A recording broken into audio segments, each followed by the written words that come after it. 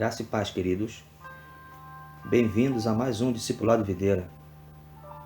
E nessa oportunidade nós daremos início a uma nova série de estudos, onde nós faremos aqui uma abordagem didática e aplicativa em cima dos fatos ocorridos nos milagres de Jesus.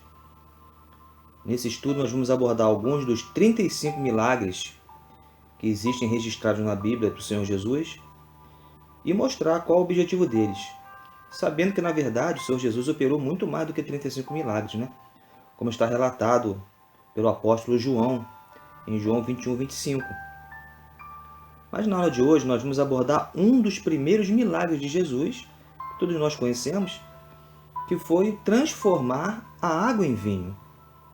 E como nós sempre fazemos, vamos fazer a leitura desse texto, né? O nosso texto áureo desta lição de hoje, está registrado no Evangelho de João, capítulo 2, do versículo 1 ao versículo de número 11. Acompanhe comigo.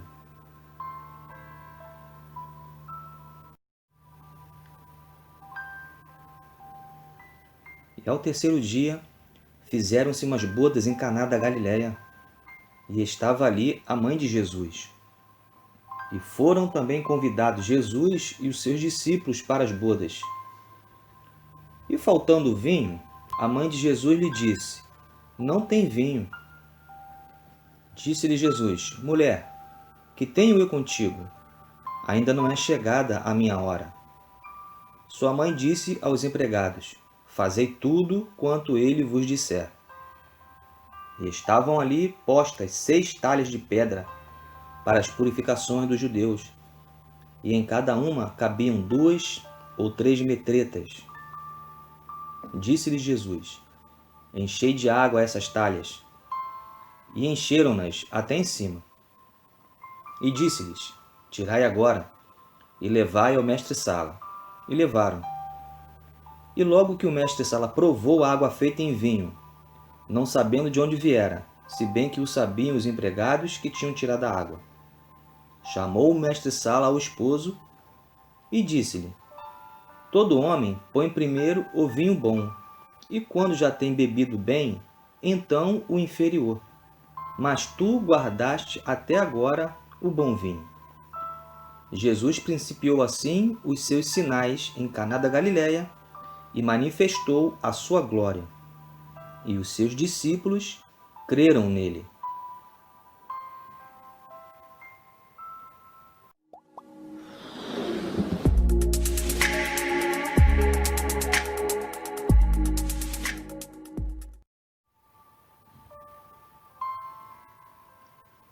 Muito bem, queridos. Dando então sequência na nossa aula, vamos iniciar falando a respeito do Senhor Jesus e os seus objetivos através dos milagres. Como nós bem sabemos, Deus não faz nada sem propósito. Então nós também acreditamos que os milagres vieram com um propósito definido. Eu gostaria de fazer essa pequena introdução com vocês, mostrando que o objetivo dos milagres de Senhor Jesus era, na verdade, mostrar para o mundo que ele realmente era o Filho de Deus, o unigênito do Pai. Como nós lemos aí no texto, no versículo 11, fala que ele veio manifestar a sua glória, e foi exatamente isso. Através desses milagres realizados por ele, nós vemos a revelação da misericórdia do Senhor para conosco, a manifestação da sua glória, como também o plano para a salvação da humanidade, conforme uma referência que deixo aí para a gente estar agregando a esta lição de Atos 10, 38. Então, por meio desses feitos poderosos do Senhor Jesus, Deus Pai, ele quis produzir, não somente quis, ele ainda quer produzir fé em nossos corações, porque o Senhor Jesus continua operando grandes milagres e maravilhas no meio de nós até os dias atuais. E nós podemos crer que todo esse objetivo finaliza, né, na manifestação da sua glória, do seu amor, da sua graça e da sua misericórdia, através das curas, das libertações, mas principalmente da sua infinita graça derramada ali na cruz do Calvário.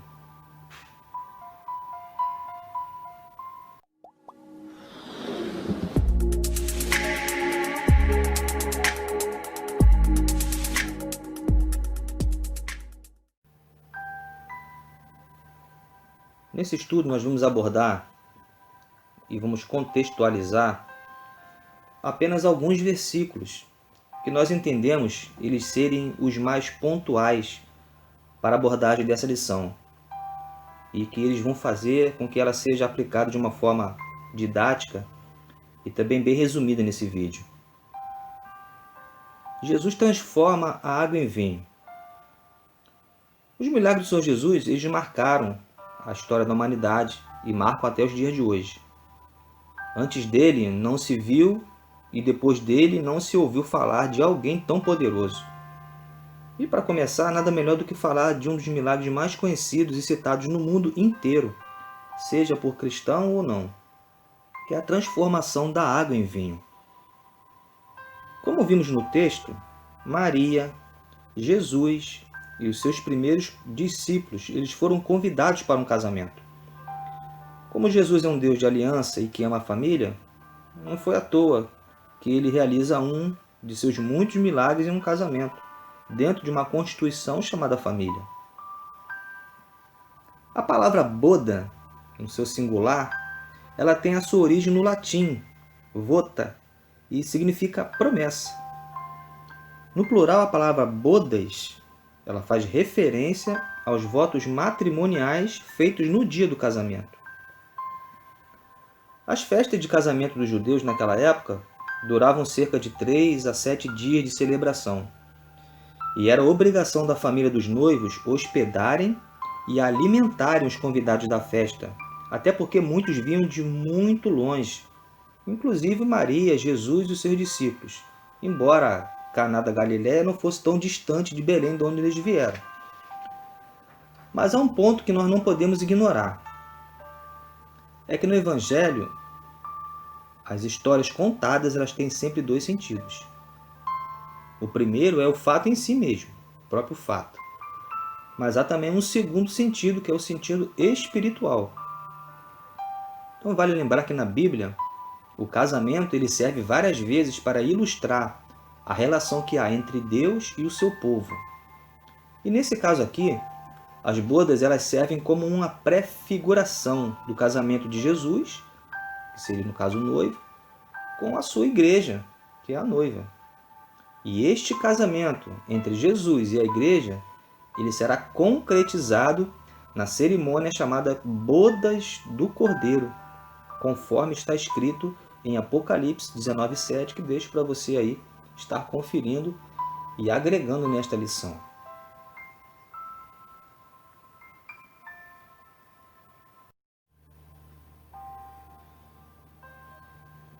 No versículo 3, o Senhor Jesus ele foi informado por sua mãe Maria de que o vinho da festa havia acabado.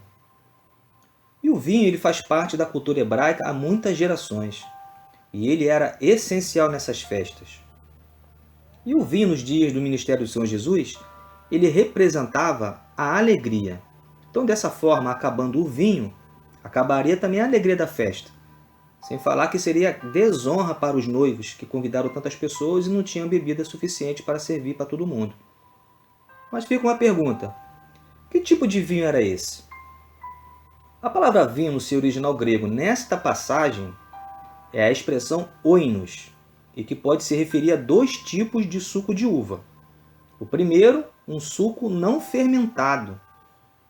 E o segundo, um suco com mais aspecto de vinho, fermentado e também altamente embriagante. Mas a aplicação tanto de um como de outro depende muito do contexto em que ela se encontra. E é a caso da gente analisar cada vinho que é falado nas frases. A posição do nosso discipulado, do discipulado videira, referente ao vinho que foi transformado pelo Senhor Jesus, é que esse vinho é um tipo de vinho com aspecto de suco de uva integral e sem fermentação, diferentemente dos vinhos utilizados nos dias atuais, com alto teor alcoólico, e que o apóstolo Paulo também fez menção do mesmo vinho, esse vinho oinos, advertindo aos efésios e também a nós hoje, que nós não devemos nos embriagar com um vinho que traz confusão, mas nos enchermos do Espírito Santo de Deus. Está aí a referência, Efésios 5:18. Então, a única conclusão racional e bíblica a esse respeito é que jamais o nosso Deus seria contrário aos seus princípios morais e espirituais, que a própria palavra diz, a respeito da bebedice, se ele tivesse produzindo uma bebida alcoólica para ser oferecido aos convidados da festa. E o objetivo primordial desse milagre era manifestar a sua glória, conforme no versículo 11, de modo também a despertar a fé pessoal e a confiança no Senhor Jesus como Filho de Deus, santo, justo e que veio salvar o seu povo do pecado. No sentido espiritual, o vinho representa a alegria, e nesse caso, o vinho novo que ninguém havia experimentado ainda era a presença de Deus, a manifestação da glória do Senhor, que deixa o ser humano completamente extasiado de tanta alegria.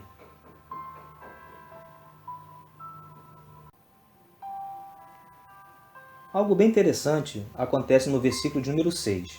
E eu gostaria que você acompanhasse e prestasse bastante atenção, porque é algo bem relevante para nós. Olha só.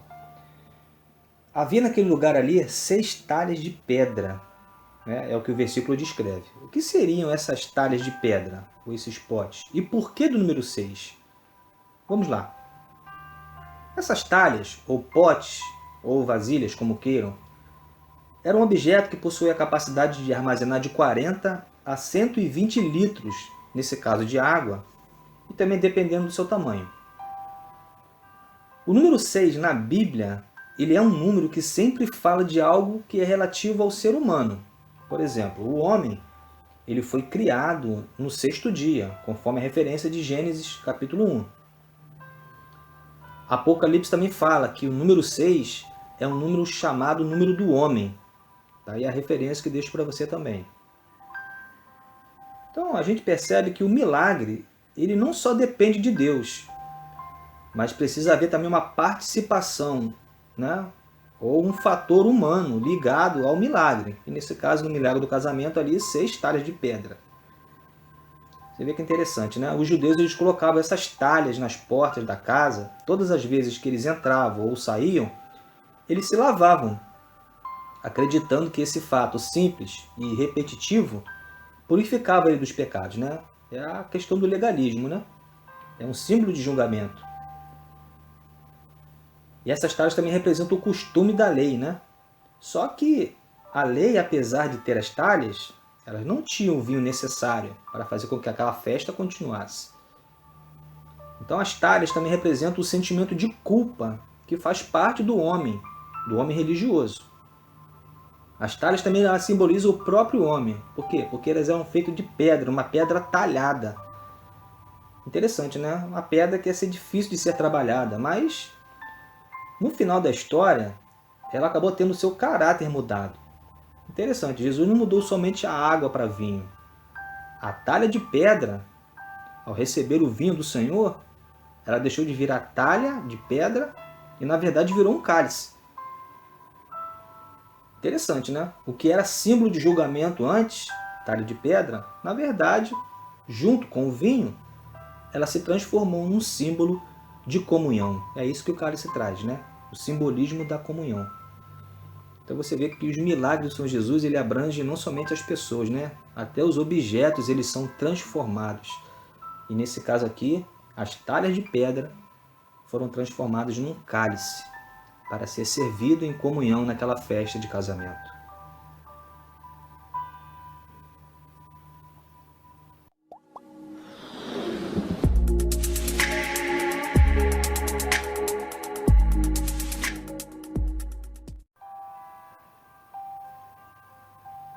A conclusão desse estudo mostra para nós também alguns ensinamentos bem interessantes. Na transformação da água em vinho, Jesus ele salvou as famílias dos noivos de um grande constrangimento e também de uma grande vergonha, mostrando que ele se importa com a família e com o nosso casamento. Porque seria algo vergonhoso para aquela família acabar o vinho. Mas Jesus entrou ali com providência, fez aquele grande milagre e transformou não somente a água em vinho, mas manteve a alegria da festa do casamento. E a Bíblia revela que aqueles que foram transformados pelo Evangelho da cruz, eles viverão numa glória eterna, né? É propósito de Deus que a gente seja salvo do constrangimento e da vergonha, porque é isso que o pecado faz. Sem contar que os ímpios eles terão vergonha e desprezo eterno, conforme Daniel 12:2. Então, transformar a água em vinho é salvação, né? Salvação eterna para eles. Não somente pela festa, né? Mas pela presença do Senhor Jesus ali, tirando eles de um grande constrangimento e de vergonha. E é esse o sentimento que as pessoas terão no final da sua história aqui na Terra. Uns serão levados para a glória eterna e outros viverão vergonha e desprezo eterno.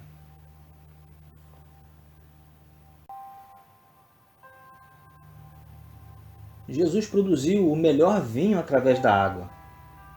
Algo interessante também é que as moléculas da água elas são diferentes do vinho.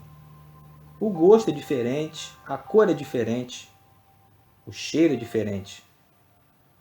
Mas Jesus, ele deu sabor a algo que não tinha sabor, deu cor a algo que não tinha cor, deu cheiro àquilo que não tinha cheiro. Isso mostra para nós que não existe nada que ele não possa mudar na nossa vida. Não existe coração que Deus não possa transformar. E esse é o grande milagre da transformação. Por quê? Porque o Evangelho, com certeza, quando ele chega na vida do homem, ele transforma a vida do homem. Naquele caso ali, era difícil se fazer vinho com uvas colhidas. E Jesus não precisava de uva para fazer vinho. Ele só precisava da ação humana e de um pouco de água para que aquilo ali fosse transformado. O que era bom ficou ainda melhor. E é isso que a palavra nos traz para nós hoje, né? Jesus quer transformar a nossa vida para melhor. Da água para o vinho, né? Trazendo gosto, trazendo cheiro e principalmente a alegria, porque o vinho ele representa isso para nós.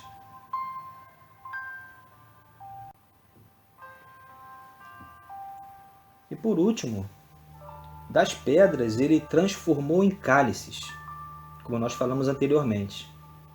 As talhas representam a lei, né? O legalismo de uma vida vazia, sem Deus, e debaixo de um jugo de condenação constante, porque os judeus tinham que fazer aquilo ali constantemente, se lavando, achando que aquilo ali seria ato de purificação.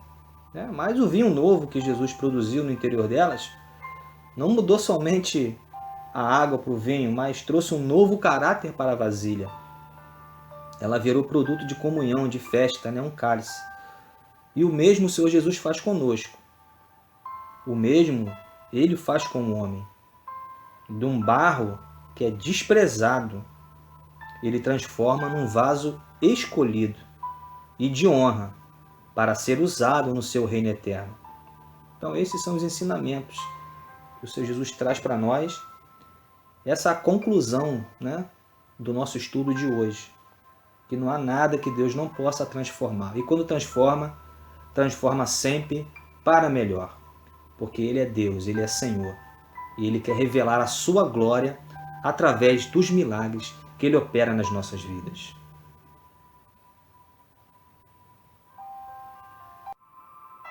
Muito bem, queridos. Encerramos mais um importante discipulado videira. Eu espero que você e toda a sua família tenham sido ricamente abençoados com o ensinamento de hoje. Se você gostou desse vídeo e ainda não é inscrito no nosso canal, se inscreva no canal, ative as notificações e pode compartilhar para os seus irmãos, parentes, amigos, vizinhos, até para outras pessoas de outras igrejas. No mais, muito obrigado pela sua companhia, que Deus abençoe você, abençoe a sua casa e até a próxima aula, se Deus assim nos permitir. Tchau, pessoal!